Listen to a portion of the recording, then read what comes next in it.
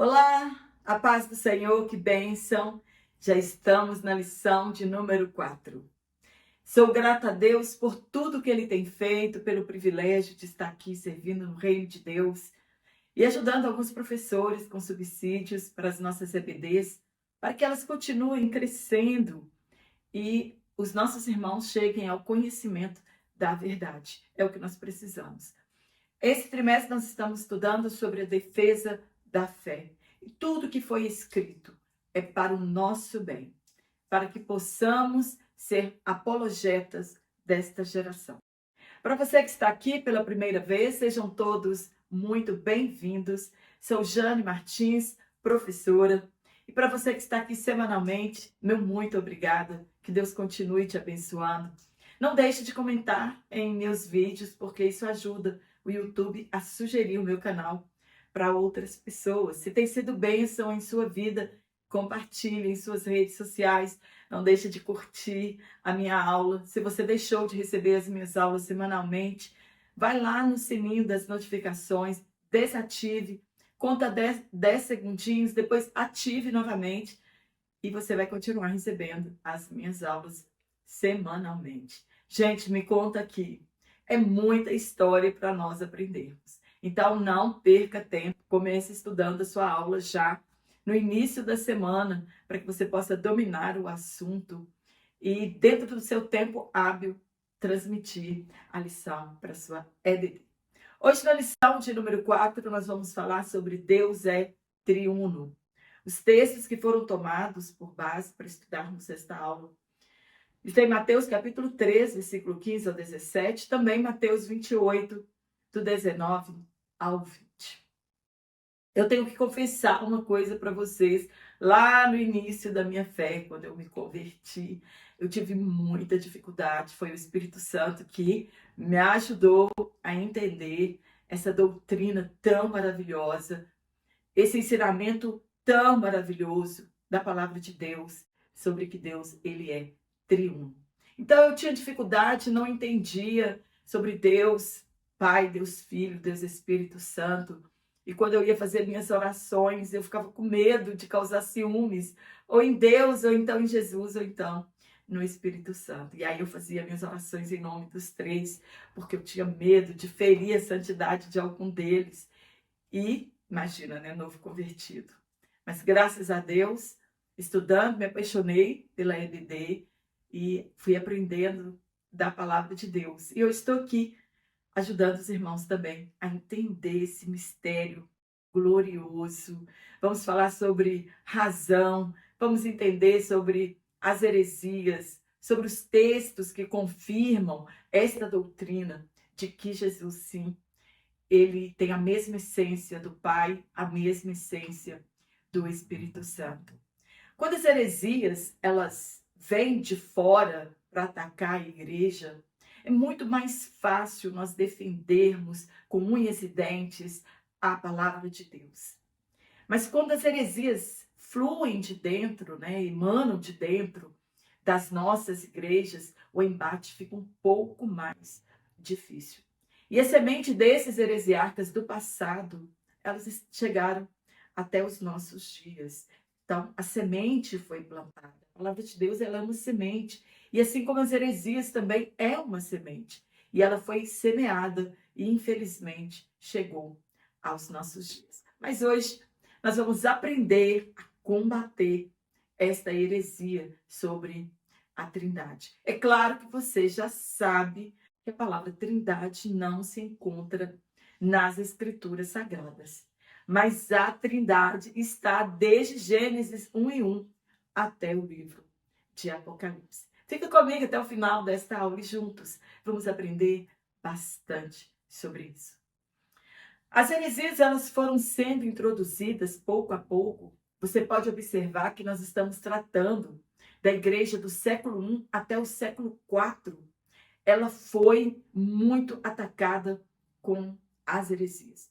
Nós falamos na lição de número 1 a respeito da diferença de seitas, do que era seita no início da igreja. Depois, na lição de número 2, nós falamos sobre os judaizantes, né? O legalismo. Os judeus queriam que os gentios se circuncidassem e seria o fim do cristianismo. Na lição de número 3, nós falamos sobre a humanidade de Jesus, sobre as suas duas naturezas, e hoje nós vamos falar sobre a Trindade. Vamos tentar entender de fato o que é essa doutrina.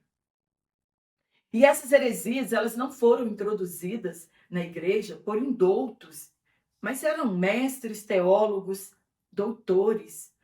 Por isso que a igreja precisa deixar que os seus membros estejam a par destes assuntos, para que eles não sejam contaminados e aprendam a defender a sua fé. Infelizmente, são esses falsos mestres que introduzem secretamente as heresias na Igreja de Cristo. Ainda estamos tratando das heresias da atualidade, as mesmas do início da Igreja. A diferença do passado para hoje é que eles infiltraram na Igreja e eles queriam e querem distorcer as doutrinas bíblicas que são irrefutáveis. A Igreja teve de combatê-los veemente. Entretanto, suas raízes já haviam se instalado na mente de muitos seguidores e eles decidiram não mais se infiltrar na igreja e sim abrir seus próprios ministérios enraizados em suas ideias diabólicas. Hoje eles não ficam em nossas igrejas. Hoje eles abrem outro ministério. No passado, alguns foram condenados, outros excomungados, mas as suas ideias já estavam difundidas e o resultado é o que conhecemos hoje. Se esses mestres e doutores conseguissem provar suas ideias acerca da Trindade, seria o fim do cristianismo. O cristianismo não seria uma religião monoteísta, e sim politeísta. Contudo, o Espírito Santo levantou pessoas que defenderam a doutrina da Trindade e com provas irrefutáveis nas Escrituras Sagradas. Foram silenciados tais heresias na Igreja de Jesus Cristo. Há vários credos que confessam a Trindade, apesar que não encontramos a palavra Trindade na Bíblia. Mas há textos que provam um só Deus na Trindade, e a Trindade na unidade. E o Pai é Deus, o Filho é Deus e o Espírito Santo é Deus. Porém, não são três deuses, mas um só Deus. É o credo de Atanásio. Não foi uma discussão rápida que resolveram em poucos dias. Isso atravessou por séculos, até que ficou definido o papel de cada um na Trindade e sua função. Nenhum é inferior ao outro, cada qual tem sua essência e o seu papel na Trindade. Um único Deus e três pessoas. Nunca esgotaremos essa doutrina. Ela vai além da nossa compreensão, entender que são diferentes, mas são iguais em majestade e poder. São três, porém um. O Criador continuará a transcender o entendimento humano. Tudo que conhecemos de Deus não é nada do que se revelará na eternidade. Os pensamentos de Deus estão acima da nossa compreensão. Paulo escreveu que agora não temos uma visão correta de Jesus, que ainda é obscuro para nós, mas chegará o dia que o veremos face a face. Assim como ele nos conhece, nós o conheceremos. Desde o princípio, Deus é Pai, Filho e Espírito Santo. E essa verdade está na Bíblia toda, é a nossa verdade prática. A igreja, no seu início, entendeu essa verdade, mesmo desconhecendo o termo Trindade. Eles já conheciam essa verdade e a defendeu em defesa da fé e do futuro da igreja. No tópico 1, nós vamos falar como a Bíblia apresenta a Santíssima Trindade. A Bíblia apresenta a Santíssima Trindade desde o primeiro livro da Bíblia, que é Gênesis. No primeiro ponto, a Trindade e o monoteísmo judaico-cristão. Lembrando que eu vou deixar aqui na descrição da minha videoaula um link do meu Instagram, se você quiser me seguir por lá.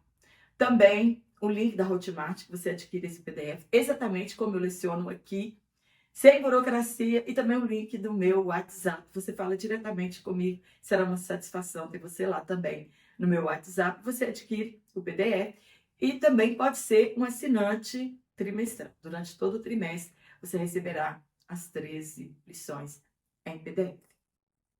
Então, no primeiro ponto, a Trindade e o monoteísmo judaico-cristão.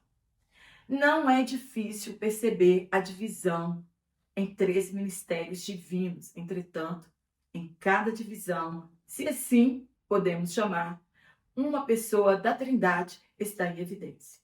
Todavia, os 3 sempre estão juntos, trabalhando no plano da salvação. Uma dispensação foi o Pai, no Antigo Testamento, porém, Jesus estava lá como anjo do Senhor e o Espírito Santo de Deus agindo em propósitos divinos. No Novo Testamento, Jesus é o tema central, porém Deus estava lá na pessoa de Jesus Cristo e o Espírito Santo operando por intermédio de Jesus e dos seus discípulos. E na dispensação da graça que nós estamos hoje, ou da igreja, o Espírito Santo está aqui trabalhando, agora ele está em evidência, mas o Pai e o Filho também estão por aqui, por intermédio da pessoa do Espírito Santo. E isso é maravilhoso. Deus é o mesmo do Antigo e do Novo Testamento. É o mesmo Deus. O Shema de Israel, né? Shema é ouve. Então, o Shema de Israel adverte a nação contra a idolatria de outros deuses, afirmando que Deus é o único Senhor. O rei Ezequias fez essa mesma afirmação, reconhecendo a soberania divina e que somente ele reina e ele criou todas as coisas. E no Novo Testamento, o próprio Senhor Jesus Cristo revelou acerca do Shema de Israel, confirmando aos fariseus que o mandamento mais importante é o mesmo e nada mudou. Deus é o único Senhor e que devemos amá-lo todo o nosso coração, de toda a alma, de todo entendimento e de toda nossa força. Letra A. Cada uma das 3 pessoas é chamada Deus. Deus Pai, Deus Filho e Deus Espírito Santo. Mas não são 3 deuses. Nos referimos como pessoa por ser nosso Deus, um Deus pessoal que se relaciona com a sua criação. Ele demonstra comportamentos de uma pessoa e é o que conhecemos como antropomorfismo, isto é, características físicas humanas são atribuídos a ele. Mão, pé, ouviu, tocou, estendeu. E o antropopatismo, isto é, são atribuídos a ele os mesmos sentimentos de um ser humano.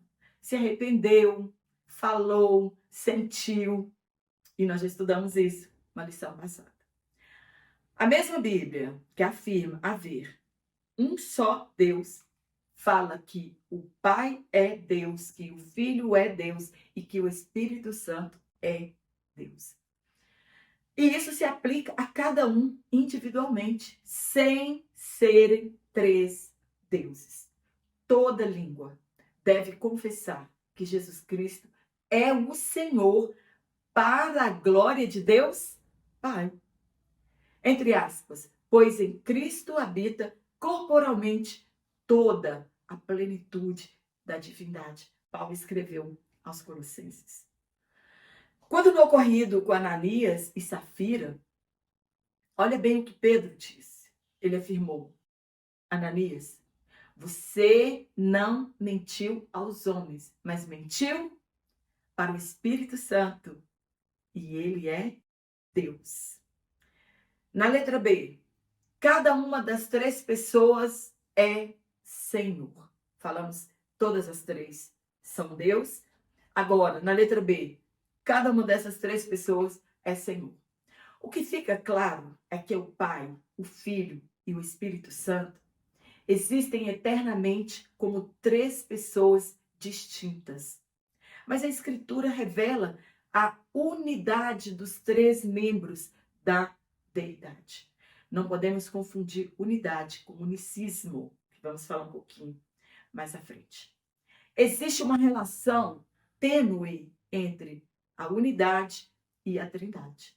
E não podemos polarizar a doutrina da trindade em um dos extremos, pois pode resultar no unitarismo, que falaremos a seguir. Ou ficarmos a favor da triunidade, o que resultaria em triteísmo. 3 deuses separados. E não é isso que as Escrituras dizem. A Trindade é um mistério. Para reconhecermos os mistérios de Deus, não é preciso abandonar a razão. Então, a Trindade é um mistério? Sim. Nós devemos afirmar que sim, é um mistério. Mas para eu entender a Trindade, eu preciso abandonar a razão? Não. É somente mantê-la em silêncio sobre o assunto. Nós devemos somente crer. Às vezes nós encontramos pessoas que querem discutir os testemunhos de Jeová, por exemplo, querem debater sobre isso. Não vamos deixar a razão de lado. Mas é fé, é crer. Né? Foi isso que Martinho Lutero ensinou. A Trindade é uma pedra de tropeço para a razão. O tetragrama, que são as 4 consoantes do nome divino, e somente aparece nos textos hebraicos, né? O tetragrama é YHWH. Colocaram vogais para facilitar, para falar, né? Mas ele é impronunciável. Só foi colocado para facilitar a leitura. E as vogais foram colocadas pelos maçoretas e não pronunciam o nome de Deus, mas sim Adonai ou Senhor. Quando nós lemos em uma versão que está escrito Yahvé, ou então o tetragrama, a gente não fala Yahvé, a gente fala Senhor ou Adonai. No Antigo Testamento encontramos o tetragrama ao se referir a Deus como Senhor. Disse o Senhor ao meu Senhor. Salmo 110. Entre aspas. Voz do que clama no deserto, preparai o caminho do Senhor. Este Senhor aqui, lá em Isaías, é um tetragrama. E Mateus 3:3 é a repetição deste mesmo texto de Isaías 43. E também é um tetragrama. Aqui se faz referência a Jesus. Quando Ezequiel teve visões de Deus e a mão de Deus o segurou pelo cabelo e o Espírito levou-o a Jerusalém em visões de Deus, que também, se falando do Espírito Santo, é um tetragrama. É o mesmo tetragrama aplicado à Trindade, lá no Antigo Testamento, porque está no hebraico, o Pai, o Filho e o Espírito Santo. Na letra C, o monoteísmo bíblico não contradiz a Trindade. Sabe o Shema que eu já citei? É uma confissão de fé no judaísmo. É preciso ter conhecimento do hebraico para saber o significado do texto. É feito uma exegese do texto. Então, aqui estamos somente replicando, baseado nos conhecimentos dos teólogos e dos conhecedores do hebraico. A palavra único, entre aspas, é a tradução do hebraico transliterado errad. Essa é a pronúncia. Que significa um. Então, lá no texto está escrito único Deus. Então, está escrito errad, que é uma unidade composta. E essa mesma palavra, errad, ela é usada em Gênesis 2:24, quando refere-se à unidade entre homem e mulher no casamento. Então, o monoteísmo judaico-cristão não contradiz a Trindade, porque o significado dos termos usados são equivalentes à unidade de mais de uma pessoa. A Trindade subsiste em 3 pessoas e não em 3 partes. No segundo ponto, evidência no Antigo Testamento. Deus é apresentado pela primeira vez na Bíblia com o nome hebraico Elohim. E o verbo criou está no singular. Se fosse Deus sem ser trindade, seria Deus no singular, que é Elohá. Mas lá está escrito Elohim. Então a palavra que deveria ser usada lá, não Elohim, e sim Elohá, que também significa Deus. Os textos do Antigo Testamento que abrem luz sobre a Trindade são Gênesis 1:1, Gênesis 1:26, que está escrito, façamos o homem. Gênesis 3:22, eis que o homem é como um de nós. Gênesis 11:7, eia, desçamos. Lá no caso da Torre de Babel. Analisando então esses textos, nós podemos compreender a unidade composta da Trindade. Deus não está conversando com os anjos ou com outras coisas criadas, ou conversando com Jesus, o mestre de obras. Porém, uma conversa interpessoal divina, que requer unidade de pessoas na deidade. Isso desbanca a teoria das testemunhas de Jeová, da ciência cristã e do raelianismo. No ponto 3, revelada no Novo Testamento.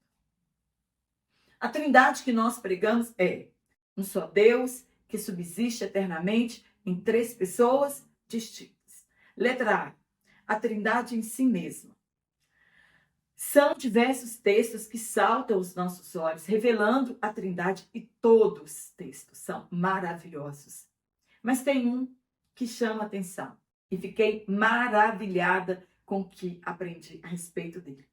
Está em Mateus, capítulo 3, verso 15 ao 17. Encontramos a maior expressão da revelação da Trindade.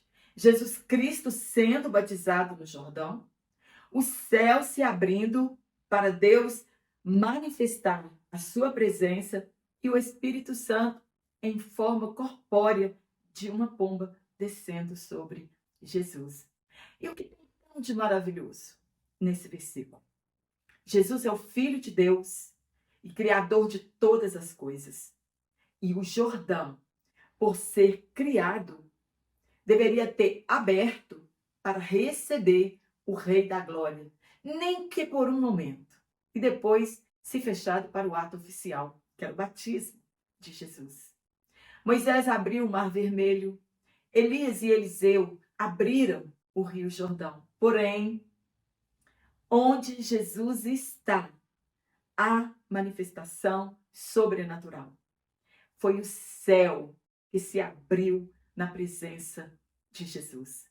As duas pessoas da Trindade se manifestaram ante a presença de Jesus. Tem gente orando para abrir mar ou rios, mas com Jesus é diferente. É o céu que se abre. É isso que precisamos, que os céus se abram a nosso favor. Depois temos a grande comissão, batizando em nome do Pai, do Filho e do Espírito Santo. Também na distribuição dos dons espirituais. Na diferença dos dons, o Espírito é o mesmo que opera. Vários tipos de ministérios, mas o Senhor é o mesmo. E nas diferentes formas de atuação, mas Deus é o mesmo. Na bênção apostólica, também conhecida como trinitária, encontramos a presença dos três. Entre aspas, que a graça do nosso Senhor Jesus Cristo, o amor de Deus e a comunhão do Espírito Santo estejam conosco.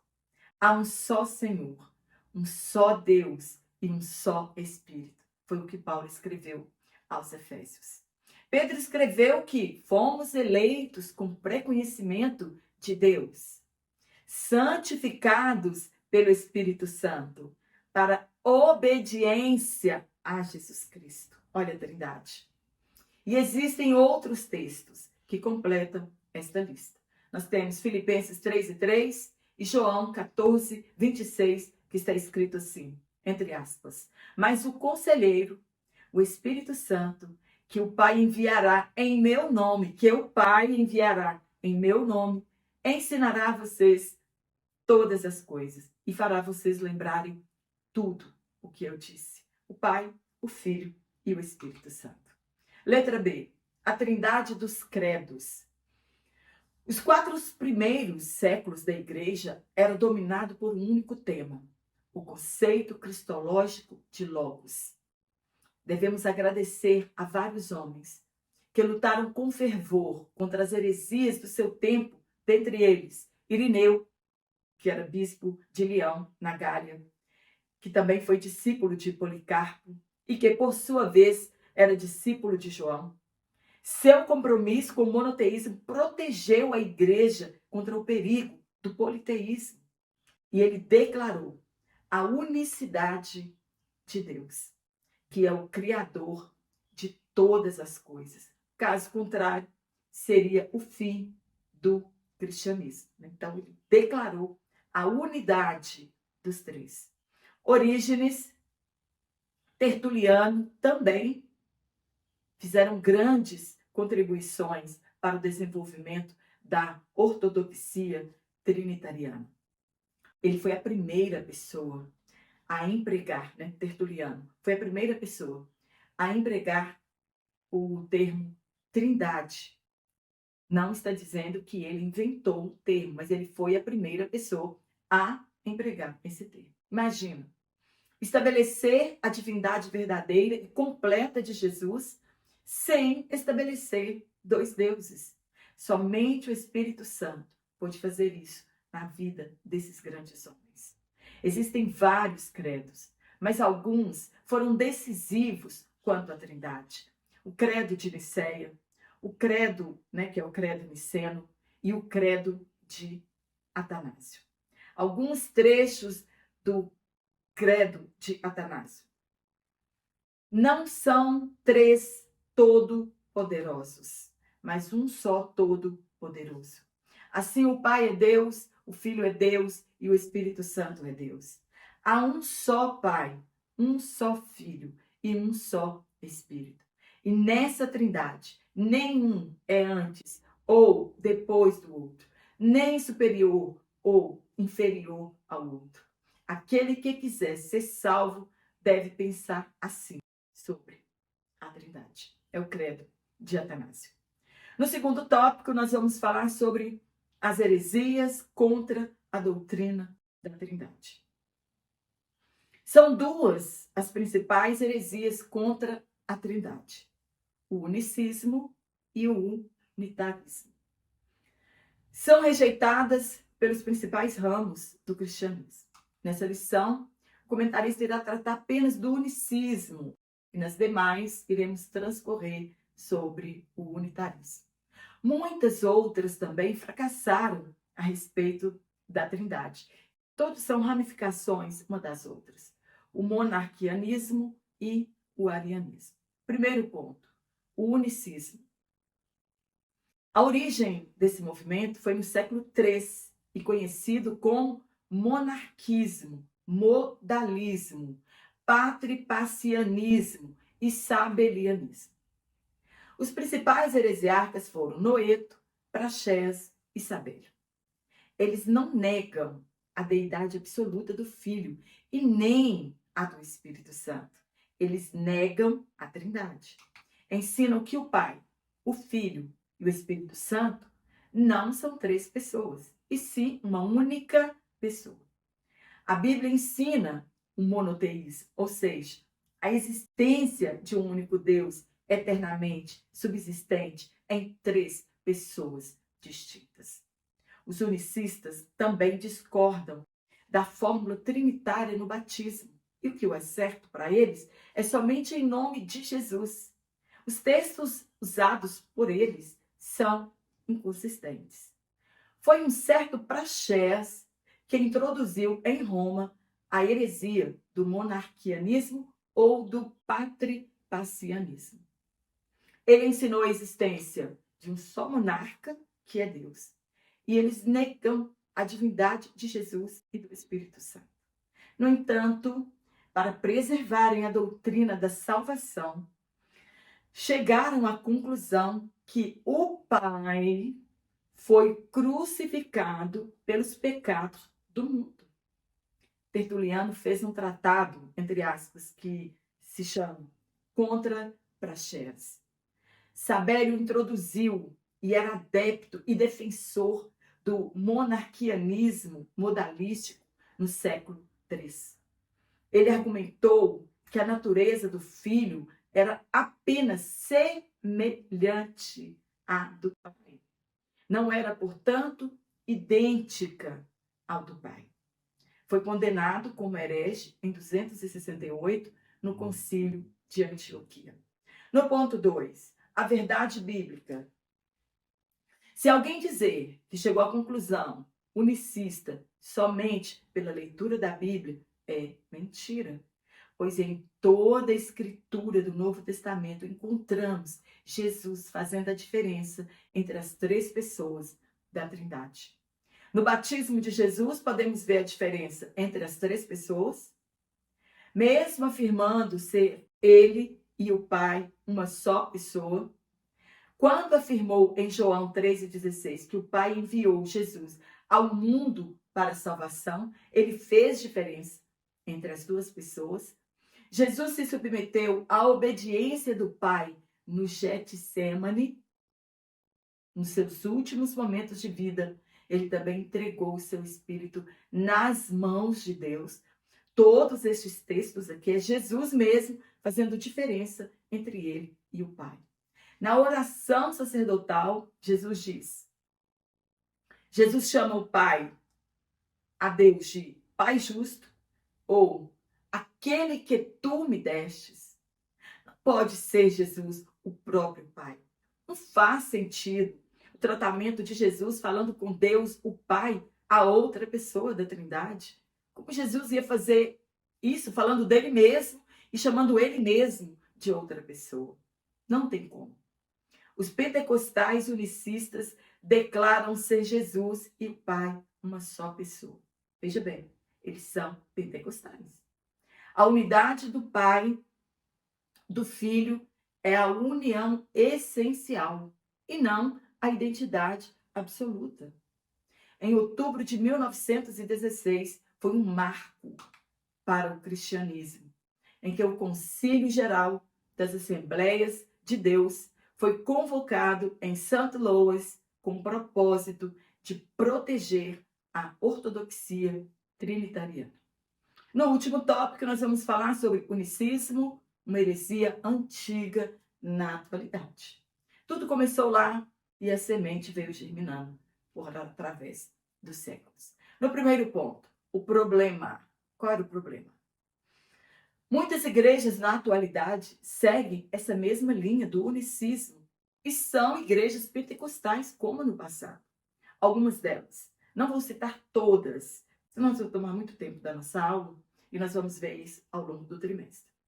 Igreja Pentecostal Unida do Brasil, Igreja Pentecostal Apostólica do Brasil, o Ministério Voz da Verdade, a Igreja Evangélica Cristã Tabernáculo da Fé, Ministério Fé para Vencer, Igreja O Tabernáculo, Ministério Fé Perfeita, Igreja de Deus no Brasil, Igreja de Deus do Sétimo Dia, Igreja Adventista do Sétimo Dia. E tem outras, que você pode fazer uma pesquisa aí.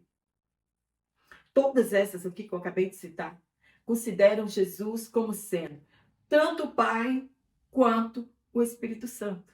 Então, tanto faz. Jesus é o Pai, ao mesmo tempo Jesus é o Espírito Santo é o Pai é Jesus, enfim. Textos bíblicos contestam tal afirmação quando Jesus fala sobre a vida eterna. Jesus disse assim: que conheçam a ti só, por único Deus verdadeiro, e a Jesus Cristo, a quem enviastes. Fica explícito que a salvação envolve duas pessoas diferentes e que esse conhecimento não é cognoscível, isto é, não pode ser conhecido, mas ele é místico, ele é algo sobrenatural, é espiritual, que implica comunhão, fé, adoração e obediência. É ter fé no sobrenatural. No ponto 2, uma reflexão bíblica. Você conhece a manifestação que foi feita contra o unicismo, que foi aprovado durante a 46ª Assembleia Geral Ordinária, o AGOL, da CGADB, realizada em Novo Hamburgo, no Rio Grande do Sul, nos dias 28 de abril e 1º de maio de 2023? Gente, pertinho de nós. O manifesto foi elaborado pelo Conselho de Doutrina e a Comissão de Apologética. Ela destaca a doutrina da Trindade e ressalta seu caráter contrário ao unicismo defendido por alguns segmentos, incluindo os líderes do conjunto Voz da Verdade, Tabernáculo da Fé, Testemunhas de Yeshua e Igreja Local, entre outros. E existe um vídeo, não sei se vocês viram, do pastor José Wellington, cantando um hino do Voz da Verdade, Além do Rio Azul. É pecado cantar hino unicistas? Se lá na convenção foi decretado que não podiam mais as igrejas cantarem esses hinos, né, pregoarem sobre o unicismo, e depois disso nós encontramos, né, um pastor das Assembleias de Deus cantando o hino Voz da Verdade. É pecado, será, cantar os hinos unicistas? Muitas pessoas se convertem ouvindo os hinos unicistas. O que nós vamos dizer sobre isso? Que o poder é da palavra e a palavra é de Deus. A palavra é a semente. Mesmo sendo semeadas por pessoas desviadas do verdadeiro evangelho, a semente vai germinar. Nem todos que evangelizam, que louvam, que pregam, são realmente pessoas de Deus. Pois no dia do juízo final, muitos ouvirão de Jesus, entre aspas, não vos conheço. Não estamos autorizados a fundar doutrinas baseadas em emoções ou em nosso coração, pois o nosso coração, ele é enganoso. E não servem como instrumento aferidor da doutrina. É Bíblia, é revelação de Deus, e somente o Espírito Santo pode nos guiar nas verdades bíblicas. É o Espírito Santo que nos guia em toda verdade. Terceiro ponto, a posição oficial. Por que tudo isso? Manifesto, estudarmos sobre o unicismo. Porque ele foi condenado pela Bíblia. E precisamos nos posicionarmos contra essa heresia. Isso é para evitar que adoremos um Jesus falso, diferente do revelado nas Escrituras do Novo Testamento. Não somos contra as pessoas. Nós não lutamos contra pessoas unicistas, e sim contra o movimento unicismo, que tem desviado milhares de pessoas da verdade. Mesmo discordando da crença de alguma pessoa, nosso contato com elas deve ser respeitoso, como mansidão. Como escreveu o apóstolo Pedro, que devemos responder com mansidão quando pedirem a razão da nossa esperança. João, em defesa da fé, ele condenou os heresiarcas do seu tempo, dizendo que nem devemos recebê-los em nossa casa, nem o saudar, embora o respeito deve ser mantido entre as pessoas. Amém? Espero ter te ajudado com esse comentário. Depois você comenta aqui como foi a sua aula de número 3 e depois como foi a sua aula de número 4. Acredito que vai dar polêmica na sua aula. Um abraço para você, que o Espírito Santo continue nos guiando, nos ensinando no caminho da verdade, da Trindade, sabendo diferenciar heresias das doutrinas bíblicas verdadeiras. Que o Senhor continue abençoando você, toda a sua família. Desejo a você uma excelente aula. Um abraço a todos vocês. Não esqueçam de curtir, de comentar e compartilhar. Muito obrigada a todos vocês que têm compartilhado as minhas aulas. E eu te espero na lição de número 5, se Deus assim nos permitir, então.